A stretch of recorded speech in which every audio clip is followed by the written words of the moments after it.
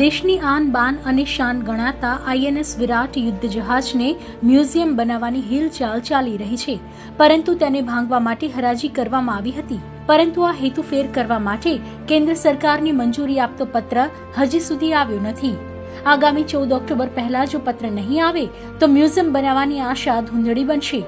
વર્ષ 2017માં સેવા નિવૃત્ત કરી દેવાયેલા વિરાટ જહાજને રીસાયકલિંગ માટેની હરાજીમાં 38.54 કરોડમાં અલંગના શ્રીરામ ગ્રુપે ખરીદી છે. અલંગના પ્લોટ નંબર 9 સામે ઊભું કર્યા બાદ તેનું ફરી વેચાણ અને મ્યુઝિયમ બનાવવા માટેની હિલચાલ મુંબઈની કંપની દ્વારા શરૂ કરાઈ છે. શેર એન્ડ ડાઉનલોડ કરો દિવ્ય ભાસ્કર એપ.